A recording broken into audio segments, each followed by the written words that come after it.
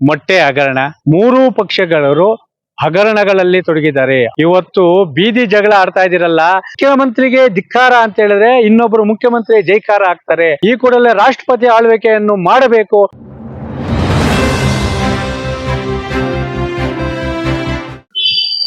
ಬಾಬಾ ಸಾಹೇಬ್ ಅಂಬೇಡ್ಕರ್ ಸಾಹೇಬರು ರಚನೆ ಮಾಡಿರುವ ಸಂವಿಧಾನದ ಅಡಿಯಲ್ಲಿ ಪ್ರಜೆಗಳಿಂದ ಪ್ರಜೆಗಳಿಗಾಗಿ ಪ್ರಜೆಗಳಿಗೋಸ್ಕರ ಪ್ರಜಾ ಸೇವಕರಾಗಬೇಕಾದಂತಹ ಮೂರೂ ಪಕ್ಷಗಳವರು ಹಗರಣಗಳಲ್ಲಿ ತೊಡಗಿದ್ದಾರೆ. ಆರೋಪ ಪ್ರತ್ಯಾರೋಪ. ಇವತ್ತು ನಮ್ಮ ಆಡಳಿತಾರೂಢ ಪಕ್ಷ ಏನಿದೆ, ಮುಖ್ಯಮಂತ್ರಿಗಳಾದ ಸಿದ್ದರಾಮಯ್ಯನವರು ಮೂಢ ಹಗರಣ, ವಾಲ್ಮೀಕಿ ಹಗರಣ, ಮತ್ತೆ ಸಿ.ಟಿ. ರವಿ ಅವರ ಲೈಂಗಿಕ ಮಾತಂದ್ರೆ ಹೊಲಸು ಮಾತಿನ ಹಗರಣ. ಅದರ ಜೊತೆಗೆ ಇನ್ನ ಬಿಜೆಪಿ ಶಾಸಕರಾದಂತಹ ಮುನಿರತ್ನಂ ಅವರಿಗೆ ಮೊಟ್ಟೆ ಹಗರಣ. ಎಲ್ಲ ಸ್ವಾಮಿ, ನಮ್ಮ ದೇಶದಲ್ಲಿ ಕರ್ನಾಟಕದ ರಾಜಕಾರಣ ಯಾವ ದಿಕ್ಕು ಹೋಗ್ತಾ ಇದೆ? ಇಡೀ ದೇಶದಲ್ಲಿಯೇ ಸಂಚಲನ ಮೂಡಿಸಿ ಅತ್ಯಂತ ವರಸ್ಟ್ ಆದಂತಹ ರಾಜಕಾರಣ ಮಾಡ್ತಾ ಇರೋದಂದ್ರೆ ಕರ್ನಾಟಕ ರಾಜಕಾರಣ. ಇದು ಯಾವ ರೀತಿ ಇದೆ? ಇವತ್ತು ರಾಜ್ಯದಲ್ಲಿ ಜ್ವಲಂತ ಸಮಸ್ಯೆಗಳಿದೆ.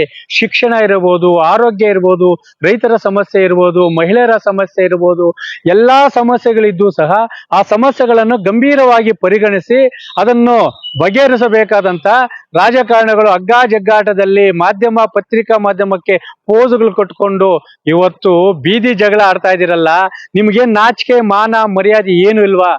ಜನರ ತೆರಿಗೆ ಹಣದಲ್ಲಿ ನೀವು ಸರ್ಕಾರ ನಡೆಸ್ತಾ ಇದ್ದೀರಾ ಸ್ವಾಮಿ, ಅದನ್ನ ಮರಿಬೇಡ್ರಿ.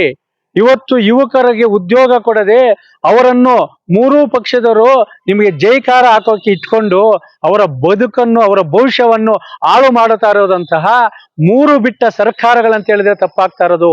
ಇವತ್ತು ಆಡಳಿತ ಪಕ್ಷನೂ ಮೂಡ್ಬಿಟ್ಟಿದೆ, ಇನ್ನು ವಿರೋಧ ಪಕ್ಷದವರು ಮೂಡ್ಬಿಟ್ಟಿದೆ.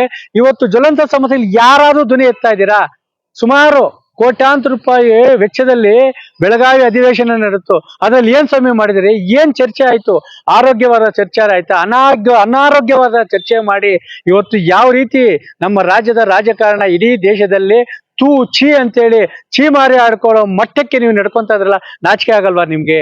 ನಿಮಗೇನಾದ್ರೂ ಮಾನ ಮರ್ಯಾದೆ ಇದ್ರೆ ಮೂರೂ ಪಕ್ಷದವರು ಸರ್ಕಾರವನ್ನು ವಜಾಗೊಳಿಸಿ ಈ ಕೂಡಲೇ ರಾಷ್ಟ್ರಪತಿ ಆಳ್ವಿಕೆಯನ್ನು ಮಾಡಬೇಕು. ಇಲ್ಲವಾದರೆ ರಾಜ್ಯಾದ್ಯಂತ ರೈತ ಸಂಘಟನೆಯಿಂದ ಎಲ್ಲಾ ಮೂರು ಪಕ್ಷದ ಶಾಸಕರು ಮತ್ತು ಮುಖ್ಯಮಂತ್ರಿಗಳ ಸಚಿವರುಗಳ ಮನೆ ಮುಂದೆ ಸಗಣಿ ಚಳವಳಿ ಮಾಡುವ ಮುಖಾಂತರ ನಮ್ಮ ನ್ಯಾಯವನ್ನು ಪಡ್ಕೊಳ್ತಾ ಇದೀವಿ. ನಾವು ಸತ್ತ ಅಂತಹ ಪ್ರಜೆಗಳಾಗಿದ್ದೀವಿ, ಧ್ವನಿ ಇಲ್ಲದ ಪ್ರಜೆಗಳಾಗಿದ್ದೀವಿ ಸ್ವಾಮಿ. ನಮ್ಗೆ ಧ್ವನಿ ಇಲ್ಲ ಇವತ್ತು. ಯಾಕಂದ್ರೆ ಮುಖ್ಯಮಂತ್ರಿಗೆ ಧಿಕ್ಕಾರ ಅಂತ ಹೇಳಿದ್ರೆ ಇನ್ನೊಬ್ರು ಮುಖ್ಯಮಂತ್ರಿ ಜೈಕಾರ ಆಗ್ತಾರೆ. ಯಾವ ವ್ಯವಸ್ಥೆಯಲ್ಲಿ ನಾವಿದೀವಿ? ಅಲ್ಲ, ಯಾವ ವ್ಯವಸ್ಥೆಯಲ್ಲಿ ಇದೀವಿ ಸ್ವಾಮಿ ನಾವು? ಸಾಲ ಸಿಗ್ತಾ ಇಲ್ಲ, ಬೆಳೆದ ಬೆಳೆಗೆ ಬೆಳೆ ಇಲ್ಲ. ಇಂತಹ ಪರಿಸ್ಥಿತಿಯಲ್ಲಿ ನಮ್ಮ ಸಮಸ್ಯೆಗಳು ಸ್ಪಂದಿಸುವುದನ್ನು ಬಿಟ್ಟು ನೀವು ಹಗ್ಗಾಗ್ ಜಗ್ಗಾಟ ದುಡಿತೀರಾ. ಅದನ್ನು ದಯವಿಟ್ಟು ಕೇಳ್ತಾ ಇದ್ದೀನಿ. ನಿಮಗೆ ಕರ್ನಾಟಕದಲ್ಲಿ ಆಡಳಿತ ಮಾಡೋ ಯೋಗ್ಯತೆ ಇಲ್ಲ ಅಂತ ಹೇಳಿದ್ರೆ ದಯವಿಟ್ಟು ರಾಜೀನಾಮೆ ಕೊಟ್ಟು ಮನೆಗೆ ಬನ್ನಿ. ಇಲ್ಲ ಅಂದ್ರೆ ನಾವೇ ರಾಜೀನಾಮೆ ಕೊಡಿಸುವಂತ ಹೋರಾಟ ಮಾಡ್ತೀವಿ ಅಂತೇಳಿ ಎಚ್ಚರಿಕೆ ನೀಡ್ತಾ